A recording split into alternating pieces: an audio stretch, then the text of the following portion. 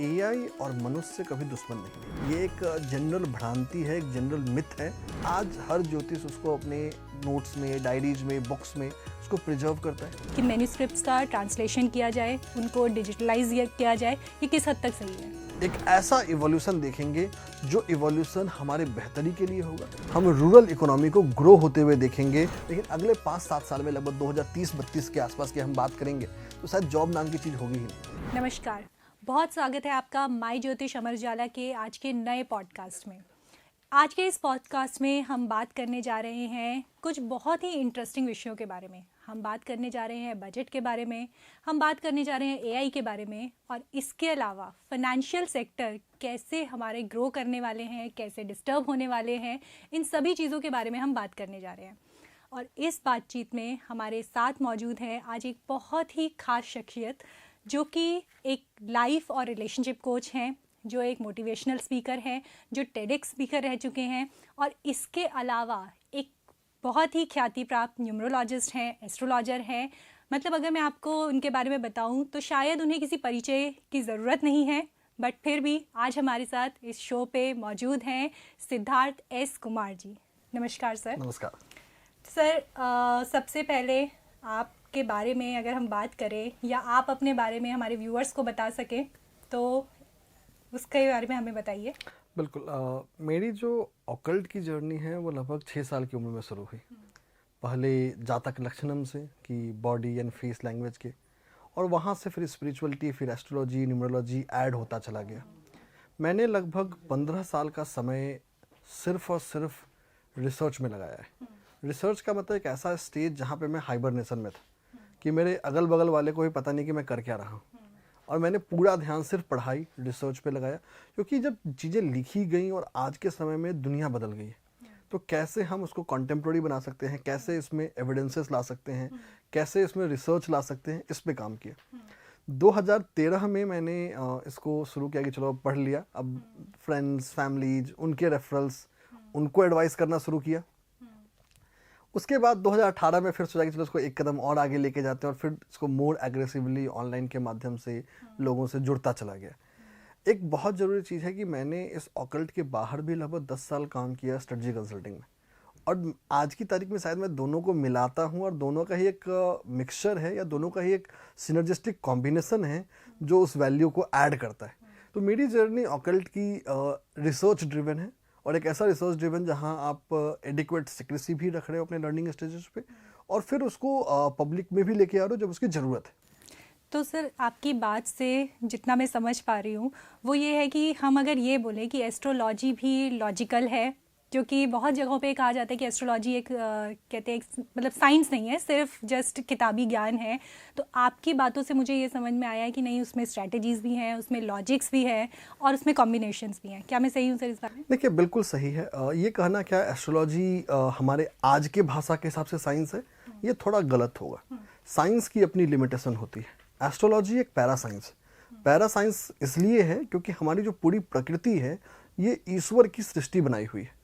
अब उस ईश्वर को हम जो नाम देना चाहें दे सकते हैं।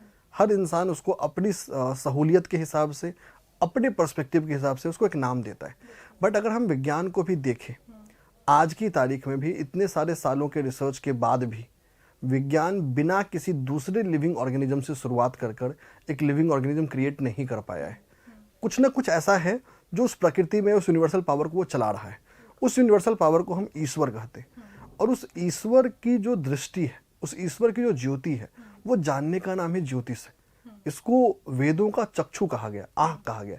ये वेदों के आइज है, कि वेदों के जरिए अगर हमें कर्मों को देखना है, हमारे शास्त्रों को समझना है, उसका नजरिया ज्योतिष है। बात करते हैं लॉजिक की, तो बिल्कुल ये लॉजिकल है। इतना लॉजिकल है जितना हम सोच भी नहीं सकते, और शायद इसमें वो चीज़ें भी हैं जो शायद विज्ञान आज नहीं जानते, और आने वाले कुछ सालों में हम चीज़ों को जानेंगे, चीज़ों को समझेंगे।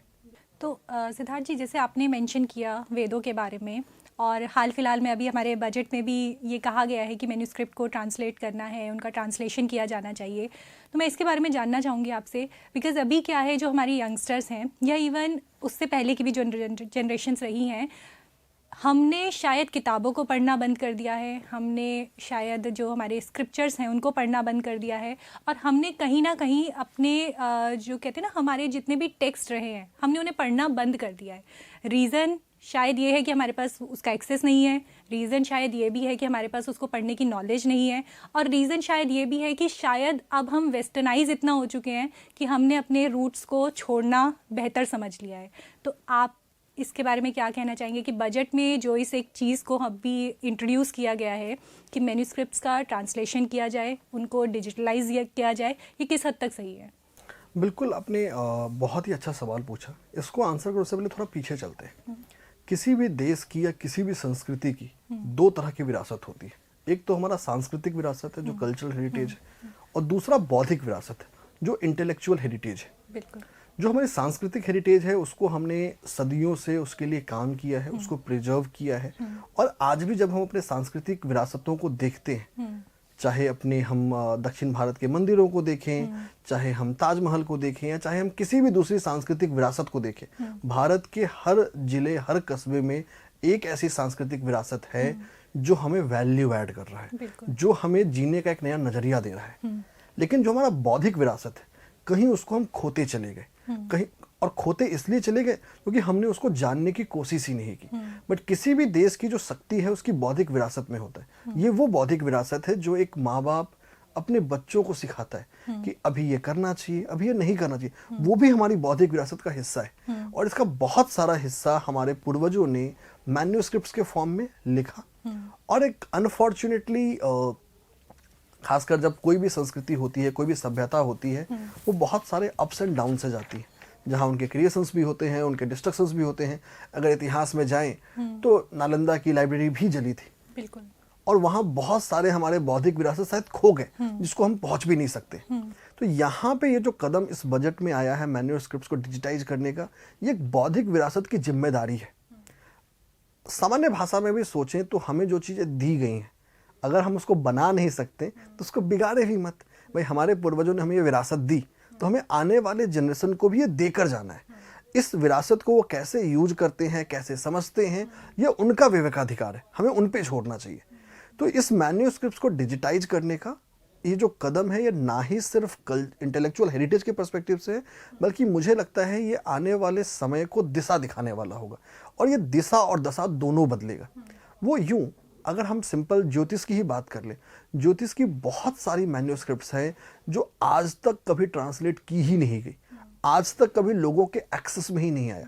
वैसे ये सिर्फ ज्योतिष की मैन्यूस्क्रिप्ट की बात नहीं है, यहाँ पे हम आयुर्वेद के स्क्रिप्ट्स की बात करें, अरोमाथेरेपी की बात करें, योगा की बात करें, मेडिटेशन की बात करें, तो लाखों करोड़ों मैन्यूस्क्रिप्ट्स पड़े हुए हैं जिनको डिजिटाइज करना है। और ये जो डिजिटाइजेशन है वो हमें हेल्प करेगा उन छुपे हुए, उन विलुप्त हुए ज्ञानों को अपनाने में। जैसे एक सिंपल सा एग्जांपल दूँ, और मैं हमेशा बोलता हूँ कि ये जो 2025 का साल है, जहाँ हम आए हैं और जहाँ ग्रहों की इतनी गति होने वाली है, तो हम अपने पूर्व ज्ञानों को, अपने पीछे के ज्ञानों को हम रीडिस्कवर कर रहे होंगे। और एक रीडिस्कवरी हम लोग को 31 तारीख को भी मिला। 31 दिसंबर को एक ट्रेंड हमारे इंडिया में बड़ा वायरल हो गया अंगूर खाने के, कि 12 अंगूर खाइए। और काफ़ी सारे लोगों ने काफ़ी सारे कस्बों में उसको अपनाया भी। इनफैक्ट मतलब जितने भी क्विक कॉमर्स चैनल्स थे उस पर वो आउट ऑफ स्टॉक तक हो गया। तो अब ये कहती है कोई नई सिस्टम नहीं थी। 1960s में 1970s में बहुत पॉपुलर था, वहां से कुछ 30-40 सालों के लिए खो गया और फिर वापस आया।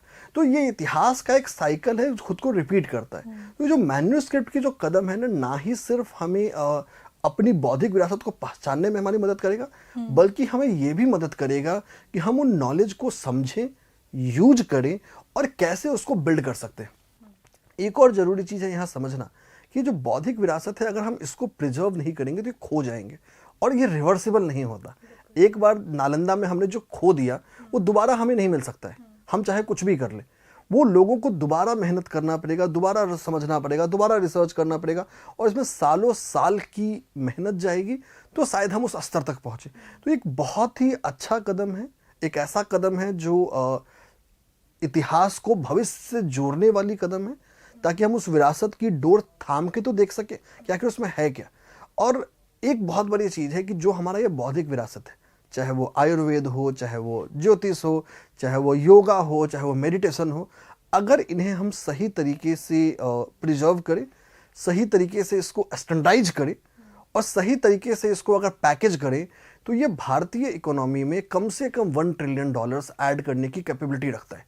कि अगर हमारी जो विकसित भारत की उड़ान है 2047 की, इस उड़ान का रास्ता अतीत में छुपा है और ये मैन्युस्क्रिप्ट शायद उस दिशा में एक बेबी स्टेप हो सकता है। यहाँ और काम करने की ज़रूरत है, बट ये रास्ता उसी की दिशा में शुरुआत है। तो सिद्धार्थ जी, जैसे अभी आपने मेंशन किया इकोनॉमी के बारे में, और अभी पिछले 2-3 दिन से बजट इतना हर जगह पे चल रहा है। अगर हम इसी को थोड़ा सा और इसके ऊपर डिस्कस करें कि हमारी अभी जो हमारा बजट आया है उसमें बहुत सारी चीज़ें सैलरीड क्लास के लिए कही गई हैं, है ना, तो वो एक अलग खैर मुद्दा है। बट आपको क्या लगता है कि इसका हमारी इंडियन इकनॉमी पे क्या असर पड़ने वाला है, या फिर ग्रहों की चाल का कोई ऐसा असर था जिसकी वजह से बजट से लोग कंपैरेटिवली ठीक ठाक खुश हैं, है ना, या फिर इस पे किस तरह का इम्पैक्ट है जो हमारी इकनॉमी पे पड़ने वाला है, या किस तरह का इम्पैक्ट है जो इंडिविजुअल्स पे पड़ सकता है? कि अगर मैं ये सोचूं कि बजट में ये चीज़ें आई हैं और अब मेरे लिए एज ए इंडिविजुअल ये कितना बेनिफिशियल हो सकती हैं प्लैनेट्स के हिसाब से? देखिए, बिल्कुल सही बात है। अगर कोई भी चीज़ एक नई शुरुआत, एक नींव होता है। अगर इस बजट की जिक्र करें तो बिल्कुल बजट एक सकारात्मक दिशा में एक ऐसा कदम है जो एक नई बुनियाद को लिख रहा है, और वो भी उस समय में जब हमारे इस साल में हम बड़े ग्रहों के परिवर्तन देखने वाले हैं। शनि देव राशि परिवर्तन करने वाले हैं, गुरुदेव राशि परिवर्तन करने वाले हैं, साथ ही साथ हमें राहु देव और केतु देव का राशि परिवर्तन मिलने वाला है। मल्टीपल स्टेलियम्स हमें मिलने वाले हैं। और ये साल कहा जा रहा है कि ये मार्स का साल है, बिल्कुल, तो वो भी एक रहने वाला है। तो जब ये मल्टीपल स्टेलियम्स मिलेंगे साल में, स्टेलियम्स का मतलब होता है जब 4 या 4 से ज़्यादा ग्रह एक राशि में है, और इस साल हमें 1 से ज़्यादा ऐसे मौके मिलेंगे देखने को। तब ये सब परिवर्तन का साल है। अगर इकोनॉमिकल तौर पे देखें तो बजट शायद आने वाले समय के लिए खुद को तैयार कर रहा है। जैसे आप देखेंगे तो हमने डीप टेक में, स्टार्टअप में फंड क्रिएट किया है ताकि हमें फ्यूचर के आगे की गति के लिए तैयार करें। बात करें ओवरऑल इकोनॉमी के लिए जो ग्रहों की दिशा है, तो 2025 को मैं एक जन्म का साल मानता हूँ। जन्म का साल इसलिए क्योंकि एक नई क्रांति का, एक नई औद्योगिक विकास की क्रांति का नया साल है। जब किसी चीज़ का जन्म होता है तो ऑब्वियस सी बात है किसी की जगह को वो लेगा, किसी को वो रिप्लेस करेगा। तो यहाँ पर हम सबको बदलने की ज़रूरत है, हम सबको खुद को इवॉल्व करने की ज़रूरत है। यहाँ पे बहुत ज़रूरी है, आपकी उम्र कुछ भी हो, अपने उम्र को भूल जाए और इस साल को अगर अपना बनाना है या आने वाले समय को अपना बनाना है तो नए स्किल को सीखें, और वो स्किल कुछ भी हो सकता है। अगर आपने खुद के नए स्किल को यहाँ पे सीखा, खुद के नए स्किल को ग्रो किया, तो बेहतर करेंगे। ओवरऑल इकोनॉमी की बात करें खासकर भारत के पर्सपेक्टिव से, तो ये जो साल है उतार चढ़ाव का रहेगा। हम इसमें ऊपर भी जाएंगे, नीचे भी जाएंगे।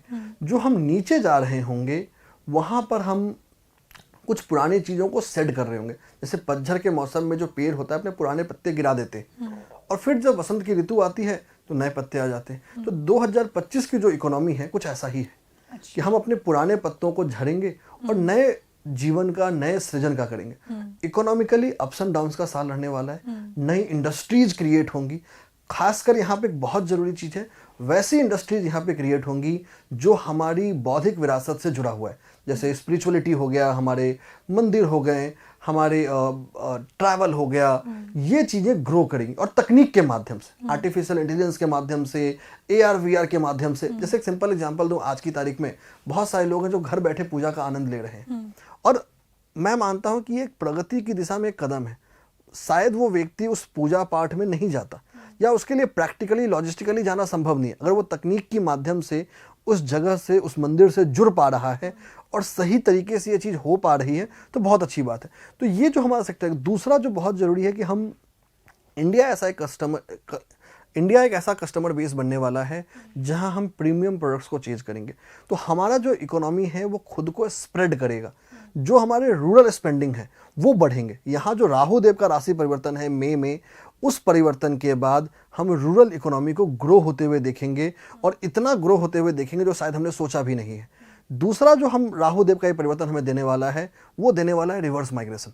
हमने सुना था कि भाई रूरल एरिया से लोग अर्बन एरियाज में आ रहे हैं, बट हमारे लोग अर्बन एरिया से रूरल एरिया में जाएंगे, या अर्बन एरिया से दूसरे अर्बन एरिया में जाएंगे, शायद प्राकृतिक चीज़ों को पाने के लिए।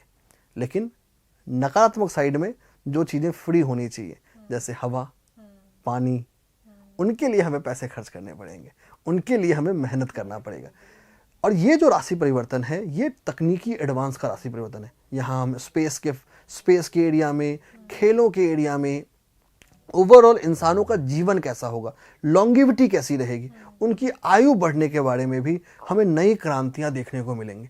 और इसमें से बहुत सारी क्रांतियाँ में हमारा भारत या हमारे भारतीय मूल के लोग बहुत ही की एंकर रोल निभा रहे होंगे।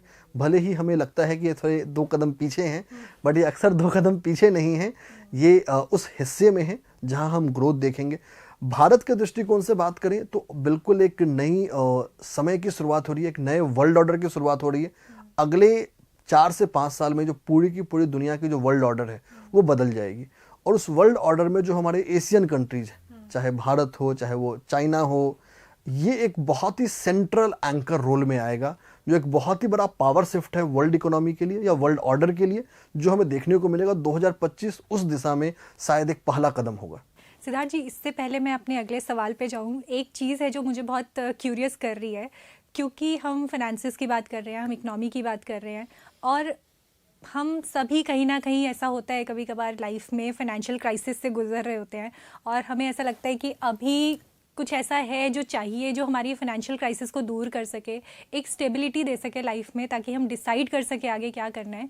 तो अगर मैं आपसे एक क्विक टिप पूछूं कि अगर एक ऐसी क्विक टिप आप हमें दे सके जिससे हम अपने फाइनेंशियल को बैलेंस कर सके या हम मनी ग्रोथ कर सके, तो ऐसा एक क्या टिप आप हमारे यूजर्स को देना चाहेंगे? देखिए, सबसे पहली चीज़, कोई भी ऐसा टिप नहीं होता जो यूनिवर्सल हो।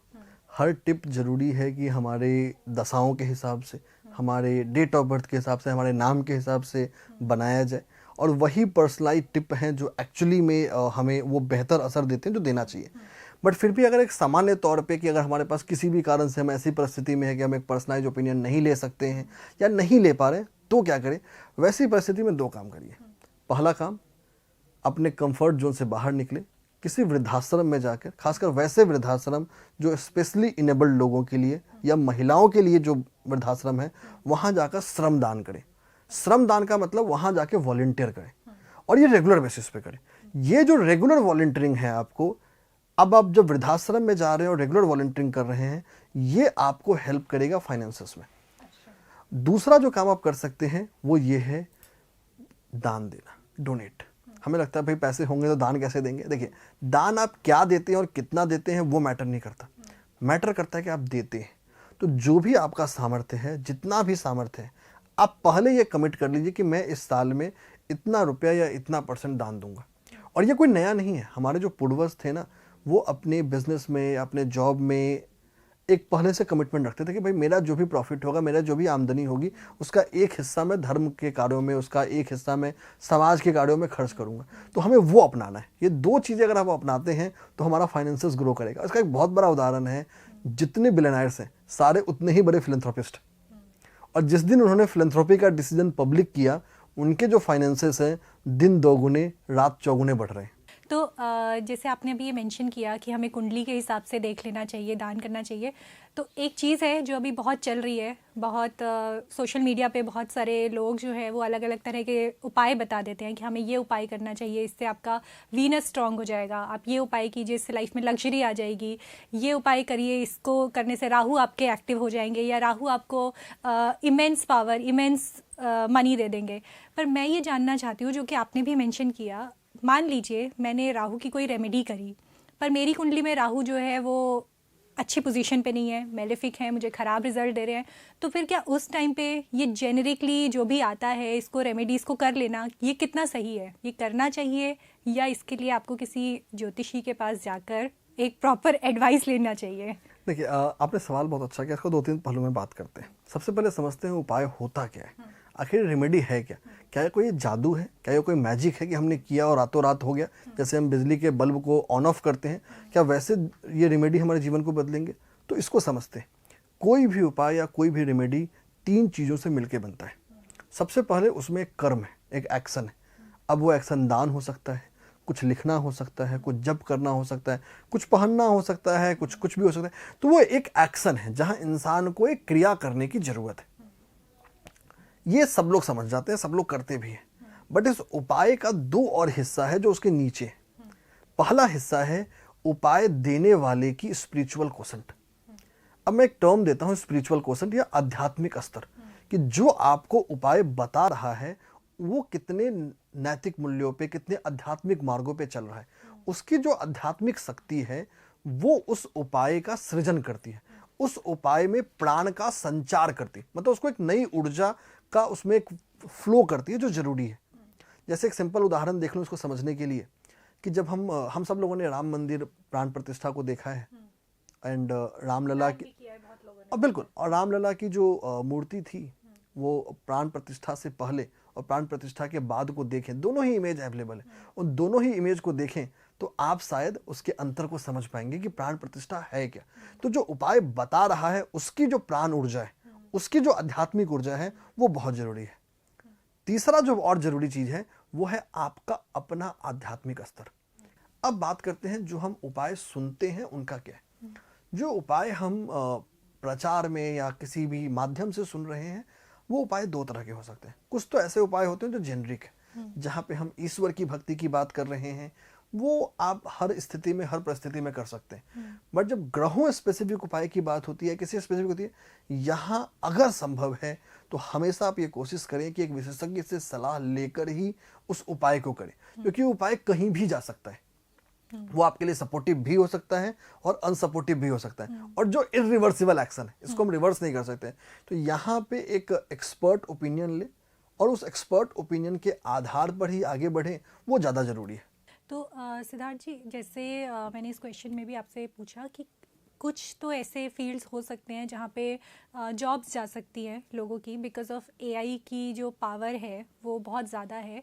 तो अगर हम इसी को आगे एक्सटेंडेड वर्जन में इसकी बात करें तो ऐसे कुंडली में क्या कॉम्बिनेशन होते हैं जिससे ये हम पता कर सकते हैं कि बिज़नेस हमारे लिए कैसा रहने वाला है, या मुझे बिज़नेस करना भी चाहिए या नहीं करना चाहिए। ये कुंडली में किस तरह के कॉम्बिनेशन ये बताते हैं? देखिए, सबसे पहली चीज जो है समझने की जरूरत है, पहले सवाल को आंसर करते हुए, कि एआई हर उस सेक्टर को रिप्लेस कर सकता है या हर उस सेक्टर में एक सिग्निफिकेंट क्रांति ला सकता है जहां आपका काम मोनोटोनस है। जिस काम को आप एक सिस्टम के रूप में, एक प्रोसेस के रूप में डिफाइन कर सकते हैं, वहां वो आपके लिए सब्स्टिट्यूट है। यहाँ पे मैंने हमेशा बोला एक फिल्टर के रूप में, यहाँ जो अच्छे एक्सपर्ट्स हैं वो उनकी डिमांड बढ़ जाएगी, क्योंकि जो एक एवरेज एक्सपर्ट है उनका काम तो एआई कर लेगा, बट एआई से भी गलतियां होंगी, उन गलतियों को पकड़ने वाला कोई होना चाहिए, उन गलतियों को इवॉल्व करने वाला होना चाहिए। और फिर एआई के पीछे भी जो लॉजिक चल रही है उसको कोई इंसान ही बना रहा होगा, उसको कोई इंसान ही उसको एक डायरेक्शन दे रहा होगा शुरुआती दिनों में। तो ये जो डायरेक्शन और ये जो सोच है ना, ये बहुत ज़रूरी है, बहुत सिग्निफिकेंट रहने वाला है। तो यहाँ एआई डेफिनेटली एक फिल्टरिंग करेगा। जो सबसे ज़्यादा इम्पैक्टेड सेक्टर्स की मैं अगर बात करूँ तो यहाँ पे जो हमारे सॉफ्टवेयर प्रोफेशनल्स हैं जो आईटी में हैं, वो एक बहुत बड़ा ट्रांजिशन देख रहे होंगे, क्योंकि उनके बहुत सारे स्किल अब रिडंडेंट हो जाएंगे। जो काम सॉफ्टवेयर बहुत आसानी से कर पाएगा, शायद उनकी जगह पे एक एआई इंजीनियर आएगा जो कोड लिख पाएगा या फिर उन कोड को जल्दी लिख पाएगा। तो उनको इवॉल्व करने की जरूरत है, बकल अप करने की जरूरत है, इन स्किल्स को सीखने की जरूरत है। दूसरा जो सेक्टर है जहाँ पे इसका प्रभाव आ सकता है वो आ सकता है हमारा मीडिया एंड एंटरटेनमेंट, जहाँ पे जो हमारे कंटेंट राइटिंग्स हैं, ग्राफिक डिजाइनिंग्स हैं, वीडियो एडिटिंग्स हैं, जो जिन कामों को अभी करने में हमें समय ज़्यादा लग रहा है, वहाँ अगर हमने स्किल्स नहीं सीखे तो हम बहुत जल्दी आउटडेटेड हो जाएंगे। तो ये एआई वहाँ पे रिप्लेसमेंट कर सकता है? रिप्लेसमेंट नहीं करेगा, वहाँ एक फिल्टरिंग करेगा। अच्छे लोगों को काफ़ी ग्रो कराएगा जो इस स्किल को सीखेंगे, जो अच्छे इन स्किलों को नहीं इम्प्रेस कर पाएंगे उनको अनफॉर्चुनेटली फिल्टर आउट भी करेगा। तो आप इसमें क्या बताना चाहेंगे सिद्धार्थ जी की, क्योंकि अगर फिल्टर आउट भी हो रहा है और हम पॉपुलेशन की बात करें, हम जनसंख्या की बात करें, तो उसके हिसाब से तो बहुत लोग हैं ना दुनिया में, फिल्टर आउट करना बेरोजगारी को भी बढ़ाएगा कहीं ना कहीं। बिल्कुल सही बात है कि फिल्टर आउट होगा तो बेरोजगारी बिल्कुल बढ़ेगी। तो यहाँ हमारे पास एकमात्र रास्ता है कि हमें अपने आप को इवॉल्व करना है, हमें इवॉल्व करने की बहुत ज़रूरत है। और इवॉल्व हर टर्म्स में, चाहे पर्सनालिटी के टर्म्स में, चाहे नॉलेज के टर्म्स में, चाहे एग्जीक्यूशन के टर्म्स में, वो ज़रूरी है। आज अगर आप छोटे बच्चों से मिलेंगे जो 15 साल, 20 साल, 25 साल के हैं, जब आप उनको देखते हैं ना, वो कंपेरेटिवली ज़्यादा रिस्क टेकर है, वो कंपेरेटिवली ज़्यादा वो डिसीजंस ले पा रहे हैं जो शायद हम नहीं ले पा रहे थे किसी भी वजह से या किसी भी प्रैक्टिकल कंपल्सन की वजह से। तो इनकी जो रिस्क टेकिंग एबिलिटी है वो बहुत ज़्यादा है, और ये रिस्क टेकिंग एबिलिटी जैसे ही हमारा ये 2000 वाला जनरेशन शुरू हुआ, ये रिस्क टेकिंग एबिलिटी आ गई, क्योंकि इसने हमारे पूरे ग्रेगोरियन कैलेंडर में जो हमारा 19 था उसको रिप्लेस कर दिया 20 से। और हम शायद ये जो 20 है ना बहुत पावरफुल है। ये 20 इसलिए पावरफुल है क्योंकि दो मन है और जीरो एक इनफाइनाइट शक्ति है जो उसको एम्पलीफाई कर रहा है। तो इस 20 ने शायद हमें एक वो कैपेबिलिटी दी कि जो हमें रिस्क लेने को तैयार करता है और साथ ही साथ इसको भी तैयार करता है कि हम समय से आगे सोच सके, समय से तेज सोच सके। जो आपने पिछले सवाल में पूछा था कि जॉब या बिजनेस, अब देखिए जॉब या बिजनेस का फैसला आपका पूरा कुंडली करता है। कुंडली को आप इंसान के शरीर के रूप में समझ सकते हैं। जैसे हमारे इंसान के शरीर है, हर शरीर के अंग का अपना वैल्यू है। अगर मैं ये सोचूं कि मेरा शरीर यहाँ रहे और सर उठ के कहीं और चला जाए, ऐसा कभी नहीं होगा। वैसा ही कुंडली के साथ भी होता है। कुंडली जब भी देखी जाएगी एक सिस्टम के रूप में देखी जाएगी, चाहे वो लग्न कुंडली चाहे वो लग्न कुंडली हो, चाहे वो सूर्य कुंडली हो, चाहे वो चंद्र कुंडली हो, चाहे वो हमारे बाकी 16 कुंडलियाँ हो, इन सबको मिला के एक समावेशी अध्ययन है। अगर एक शॉर्ट टर्म में देखने की कोशिश करें तो जो हमारा सप्तम भाव है और जो दसम भाव है और जो छठा भाव है, इन तीनों चीज़ों का एक समानियोजित या एक कॉम्प्रिहेंसिव ओपिनियन देखना ये सजेस्ट कर सकता है कि हमें जॉब की तरफ जाना चाहिए या बिजनेस की तरफ जाना चाहिए। और इनफैक्ट आने वाले समय में नॉट तुरंत नहीं, बिल्कुल नहीं, लेकिन अगले 5-7 साल में लगभग 2030-32 के आसपास की हम बात करेंगे तो शायद जॉब नाम की चीज़ होगी ही नहीं। जॉब कुछ एग्जिस्ट नहीं करेगा। जो हम जॉब सोचते हैं टिपिकली अपने यहाँ कि हम जाएंगे, टाइम पे हमें सैलरी मिलेगी, महीने के आखिर में एक सैलरी आएगी जिससे हम खुश भी होंगे और अगले 1 मिनट सारे EMI कट जाएंगे तो हम दुखी भी होंगे, शायद ये सिस्टम खत्म हो जाएगा। जब मैं बात कर रहा था कि एक न्यू वर्ल्ड ऑर्डर की शुरुआत हो रही है, ये न्यू वर्ल्ड ऑर्डर यहाँ भी मिलेगा। शायद ये पूरा का पूरा जो जॉब डायनामिक्स है वो खत्म हो जाएगा। यहाँ सिर्फ और सिर्फ 2 चीज़ें बचेंगी। एक गिग इकोनॉमी, आप जितना स्किल दोगे आपको उसके रेसिप्रोकेटिव आपको पैसे मिलेंगे। वो मंथली सैलरीज का कॉन्सेप्ट अभी इमिडिएटली नहीं, बट 2030-2032 तक ये खत्म हो जाएगा। वहाँ जो हमारा पूरा का पूरा जो कल्चर है वो बदल जाएगा। पूरी की पूरी दुनिया गिग इकोनॉमी की तरफ शिफ्ट कर जाएगी। क्योंकि आने वाले अगर 5-7 सालों का मैं ट्रांजिट्स देखूं, चाहे वो जुपिटर का हो, चाहे वो यूरेनस का हो, चाहे वो नेपच्यून का हो, चाहे वो राहु देव का हो, चाहे केतु देव का हो, इन सारे ट्रांजिट्स को अगर एक साथ समराइज करके ओपिनियन दो तो ये ओपिनियन है कि 2030-2032 तक जो जॉब्स हैं वो सिग्निफिकेंटली ख़त्म हो जाएंगे। हम प्योरली गिग इकोनॉमी की तरफ, प्योरली फ्रीलांस बेस्ड मॉडल की ओर बढ़ जाएंगे। पर आपको ये नहीं लगता है कि बिकॉज हम वर्चुअली इतना इवॉल्व हो गए हैं, इमोशनल पार्ट कहीं मिस हो रहा है? मतलब पार्टनरशिप की बात करें, फैमिली आपने मेंशन करी, वो कहीं ना कहीं पीछे छूटती जा रही है। जैसे आज भी हम देखते हैं 4 लोग साथ में बैठे हैं तो 4 लोग फ़ोन पे होते हैं, है ना। फ़ोन पे वो एक दूसरे से किसी को टेक्स्ट कर रहे होंगे, किसी से बात कर रहे होंगे, रील्स देख रहे होंगे या अपना टाइम वहाँ पे इन्वेस्ट कर रहे होंगे, बट वो 4 लोग एक साथ बैठकर जो एक इमोशनल बॉन्डिंग जो होती थी वो कहीं ना कहीं मिस हो रही है। तो आपको ये नहीं लगता कि AI का एडवांसमेंट, या AI ना भी मैं बोलूँ, वर्चुअल एडवांसमेंट जो है वो कहीं ना कहीं हमें अपनों से दूर कर रहा है? ये बात आधी सही है आधी गलत है। आधी सही इसलिए है कि आज की तारीख में बिल्कुल हो रहा है, लेकिन ऐसा हमेशा नहीं होगा। जब हमारे अभी तो नहीं, 2026 के मिड हाफ के बाद हम इसमें एक बहुत बड़ा परिवर्तन देखेंगे। तो वर्चुअली जो लोग हैं वो तकनीक से दूर भी जाएंगे। लोग अपने आप में नए सिस्टम्स को, नए पैरामीटर्स को अडॉप्ट करेंगे। एक ग्लोबल वेलनेस इंस्टीट्यूट का अभी 2-4 दिन पहले एक रिपोर्ट आया है जिसमें उन्होंने एनालॉग हॉबीज को एक बहुत बड़ा ट्रेंड माना है आने वाले समय के लिए। एनालॉग हॉबी का मतलब ही यही है कि हम डिजिटल डिटॉक्स की ओर जाएंगे। तो वर्चुअली यहाँ पे digital detox programs, sleep tourism, digital detox tourism, इस तरह के जो हमारे टूरिज्म के सेक्टर है या वेलनेस टूरिज्म है, ये इवॉल्व करेगा। तभी मैं बात करता हूँ कि जो हमारी बौद्धिक विरासत है ना, वो हमें यहाँ इवॉल्व करने में मदद करेगा। जो ग्लोबल वेलनेस मार्केट है ना, ये लगभग आज की तारीख में $6-7 ट्रिलियन का है। जब हम इंडिया की बात करते हैं ना, हम वहाँ पे एक बहुत छोटे पाई पे हैं, लगभग $600-700 मिलियन के आसपास है। बट हमारे पास एक बहुत सारा हिस्सा है जो हम कर सकते हैं और हमने किया है।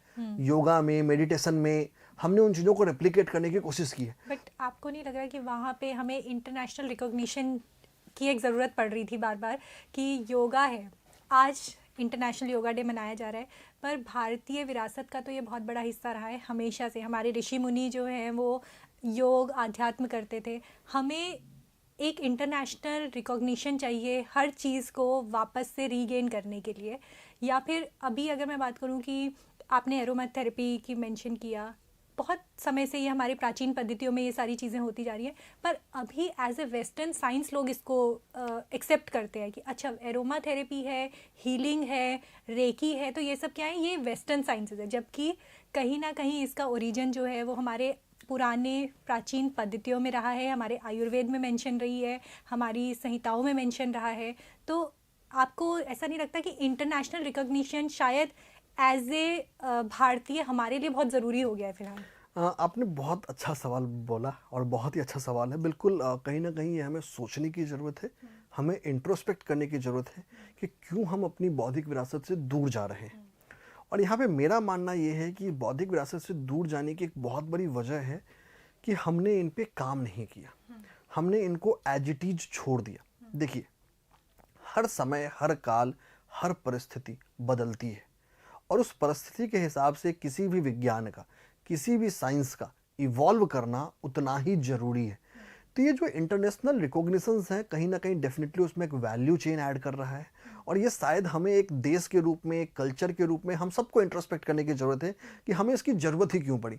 बट यहाँ मैं एक चीज़ आपको शायद आश्वासन दे सकता हूँ या शायद एक चीज़ बता सकता हूँ कि आने वाली जो ग्रह दशाएं, खासकर 2026 के आखिर के हिस्से में 27 की तरफ, ये जो लेवल ऑफ लोगों का जो ट्रस्ट है वो बढ़ता जाएगा। और ये जो हम परिवर्तन है ना, ये हम मई के बाद भी देख, अभी आप सिंपल देख लीजिए, जो हम महाकुंभ की बात कर रहे हैं, मई 2025 के बाद अगर महाकुंभ को भी देखें तो वो ट्रेलर है जहाँ पे आप देखेंगे जो यंग एज जनरेशन है वो भी उतना ही एक्टिवली और शायद दूसरों से ज़्यादा एक्टिवली वहाँ पार्टिसिपेट कर रहा है। तो ये जो स्पिरिचुअल अवेकनिंग है, स्पिरिचुअल इनलाइटमेंट है, वो बहुत बेहतर होगा। तो मई 2025 के बाद में जो लोगों का जो स्पिरिचुअल अवेयरनेस है, जो स्पिरिचुअल कोसेंट है, उसमें एक नया इवोल्यूशन देखेंगे।